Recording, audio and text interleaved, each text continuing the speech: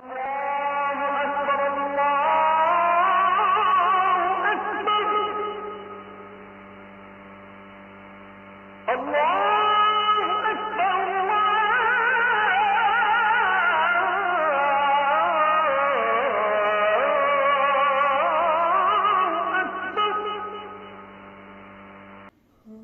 শরীফ ওসমান হাদি ভাই আল্লাহর জিম্মায় চলে গেছেন, দুনিয়ার সফর শেষ করেছেন। ইন্না লিল্লাহি ওয়া ইন্না ইলাইহি রাজিউন। আমরা দোয়া করি আল্লাহ যেন ভাইকে জীবনের ভুল ত্রুটিগুলো ক্ষমা করে জান্নাতুল ফিরদাউসের মেহমান বানায় দেন এবং তার পরিবারের সদস্যদেরকে আল্লাহ সুবহানাহু ওয়া তাআলা যেন সবরে জামিল দান করেন, আমিন।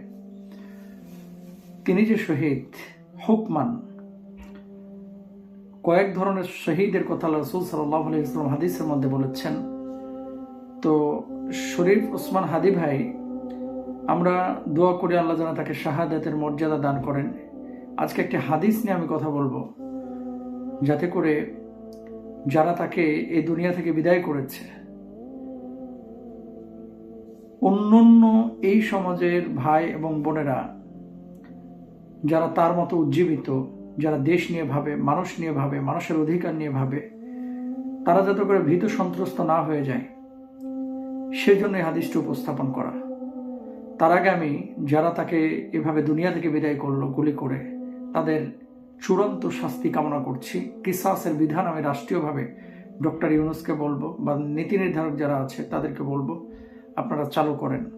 স্বাধীনের বিনিময়ে স্বাধীন, দাসের বিনিময়ে দাস, নারীর বিনিময়ে নারী, মানে যে যেভাবে মানুষকে মারবে তাকে সেভাবেই বিচার কার্যের মুখোমুখি করে দুনিয়া থেকে বিদায় করে দেওয়া হোক। কোরআনের আইন ছাড়া, কোরআনের বিধান ছাড়া কখনোই পৃথিবীতে শান্তি আশা করা যায় না। কিসাসের বিধান আল্লাহ তাআলা দিয়েছেন এই জন্য যে এর মধ্যেই তোমাদের কল্যাণ রয়েছে, এর মধ্যেই তোমাদের জীবন রয়েছে। চূড়ান্ত বিচার যাতে করে বাস্তবায়িত হয়। আর আমরা ভারতের কাছে অনুরোধ করব যাতে করে খুনিকে ফিরিয়ে দেওয়া হয়। এবার আসেন, তিনি যে হুকমান শহীদ, একটি হাদিস থেকে আমরা বুঝতে পারি ইনশাআল্লাহ তাআলা, যদি আল্লাহ চান। রাসূল সাল্লাল্লাহু আলাইহি ওয়াসাল্লাম বলছেন, মান কুতিলা দুনা মালিহি ফাহুয়া শাহীদুন। যে ব্যক্তি নিজের সম্পদ রক্ষার্থে মারা যায় সে শহীদ। এরপরে কি বলছেন? ওমান কুতিলা দুনা দামিহি ফাহুয়া শাহীদুন।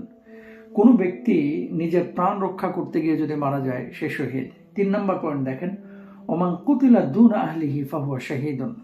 কোন ব্যক্তি যদি নিজের পরিবার, প্রতিবেশী, আশপাশের মানুষগুলোকে রক্ষা করতে গিয়ে মারা যায় সে ব্যক্তি শহীদ। সহিহ মুসলিমের হাদিস নাম্বার 141, আবু দাউদ এবং তিরমিজির মধ্যেও হাদিসটি উল্লেখ রয়েছে এবং সহিহ হাদিস। তো ওসমান হাদি যে মারা গেল, 3 নম্বর পয়েন্ট দেখেন, আশপাশের মানুষ, দেশের মানুষের জন্য, মানুষের অধিকারের জন্য তিনি কথা বলে গিয়েছেন ইনকিলাব মঞ্চের মাধ্যমে। তো আমরা আশা করতে পারি আল্লাহ তাআলা তাকে হুকমান শাহাদাতের মওত দিবেন ইনশাআল্লাহ, মর্যাদা দিবেন ইনশাআল্লাহ। এরপরে দেখেন কোরআনুল কারীমে একটি আয়াত, আল্লাহ সুবহানাহু ওয়া তাআলা সূরা বাকারার 194 নম্বর আয়াতে কি বলছেন? ফামানি আতাদা আলাইকুম ফাতাদু আলাইহি বিমিসলি মা আতাদা আলাইকুম। মানে কি, যে তোমাদের উপর জুলুম করে তোমরাও তার উপরে ততটুকুই প্রতিরোধ করো, বা তার কাছ থেকে তোমরা ওই ধরনের শাস্তি গ্রহণ করো।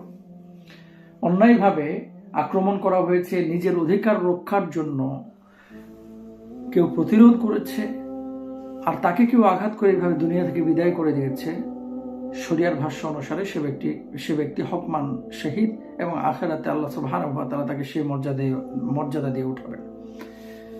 এত ঘটনা, এত কিছু ঘটে গেল, দেশটার জন্য মায়া হয় যে এই দেশটা কত সম্ভাবনার একটা দেশ, অথচ আমরা যাচ্ছি কোথায়, করছি কি আমরা? আল্লাহ এই সবুজ শ্যামল সবুজ ভূখণ্ডটাকে রক্ষা করুন। জালেমদের আল্লাহ হেদায়েত দান করুন, হেদায়েত না থাকলে তাদেরকে বিনাশ করে দিন। আবারও বলি, ছাত্র ভাইয়েরা, আমার হিতাকাঙ্ক্ষী বোনেরা, আপনারা ঐক্যবদ্ধ থাকেন। এই দেশটা এভাবে চলতে পারে না, প্রত্যেকেরই পরিবর্তন দরকার। আল্লাহ রহম করুন বাংলাদেশের উপরে।